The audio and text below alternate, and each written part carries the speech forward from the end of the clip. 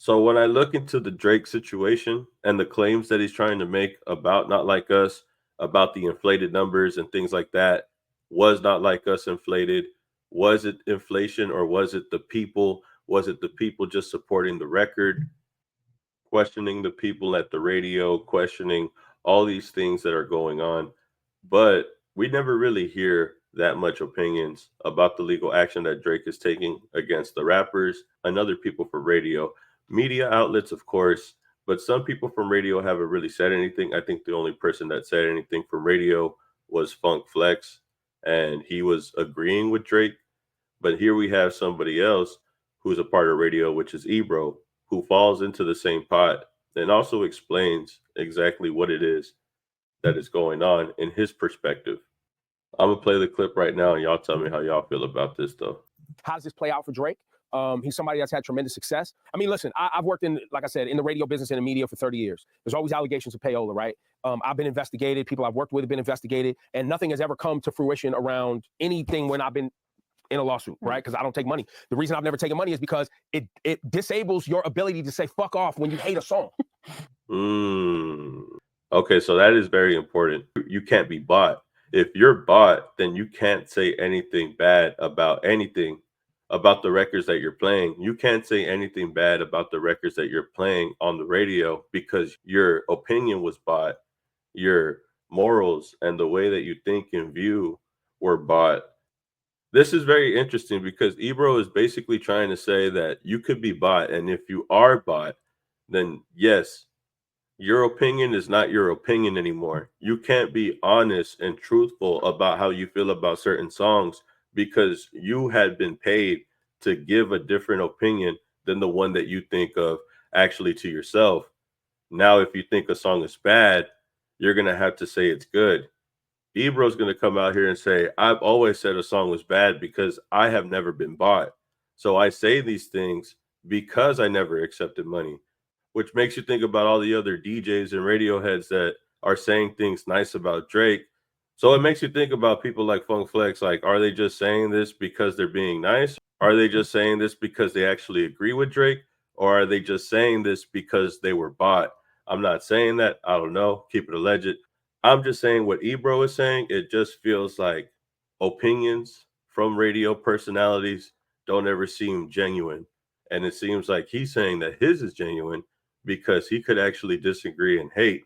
Not that hating is a good thing, but he could just give his opinion. And if he hates a song, if he doesn't like the song, he's just being honest. And that's somebody not buying into what they're giving him. Which is why I've always been able to sit in front of y'all and go, that shit sucks, right? But if you're on payroll for a specific label or whatever, you've removed your ability to say some shit sucks. They're paying your bills. So I don't take that money, right? Which is also why I don't get a lot of interviews and I don't get a lot of promotion and I don't get a lot of things. And bro, you get all of those things. What are you talking about? You've managed to speak your truth all the time and still do all those things, which I think is I've never sat with Kanye. I've never sat with Hov. I've never sat with Beyonce. Oh, well, I those haven't are had Kendrick Lamar interview since he's been big. Drake has never come and sit with me before. Okay, fine. He was trying to Rihanna, I've never had the greatest of the greatest of the greats. J. Cole has never come. I've never had an interview with J. Cole. Never sat with none of them people. And I know them people. You see, that's the thing. And I think that's what he's trying to point out. He's trying to point out the things that he hasn't been able to do because of how honest he has been. I'm not sure if the interviews have anything to do with his honesty, but I feel like that's why he's bringing it up anyways. But Ebro is making good points here. Like, the reason why I don't get interviews is basically because I'm just being honest with the people and I'm being honest with the artists when I listen to their music. I'm not listening to what their labels are saying or what people are coming in trying to tell me to say.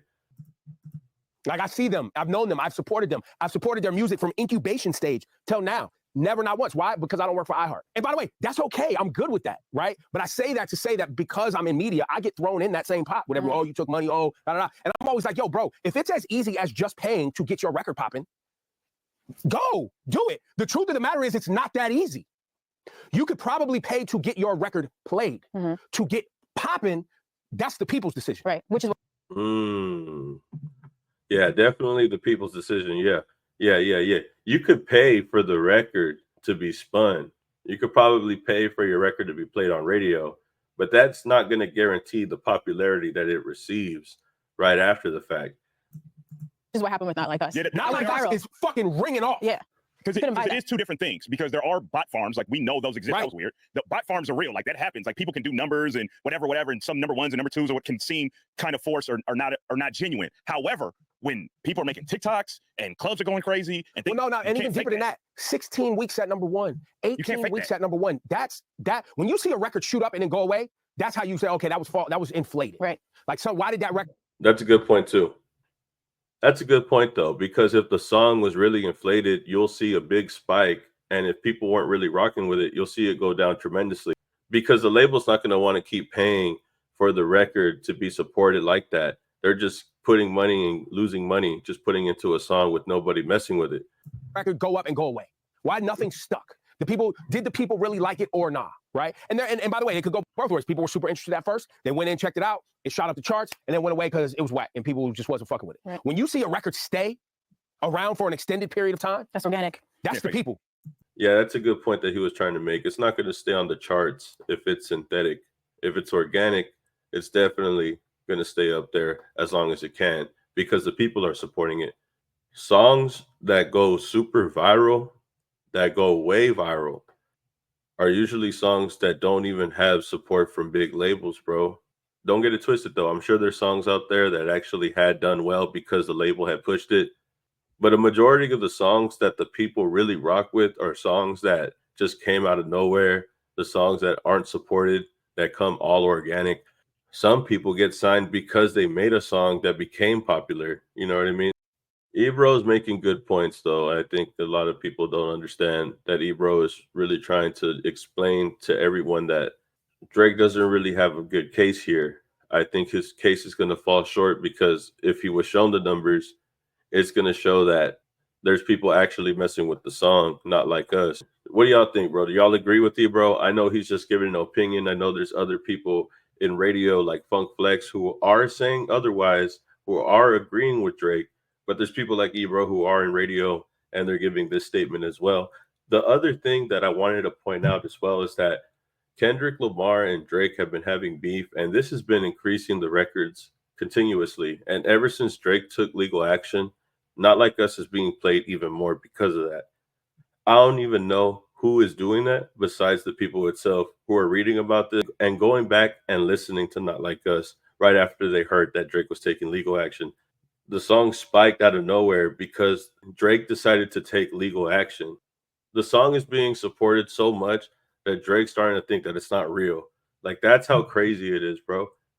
But y'all tell me how y'all feel about this. Y'all tell me what you think about what Ebro said. Y'all tell me how y'all feel in the comments. Like, comment, subscribe, and I'll see you on the next video, man. Peace and keep it a legend.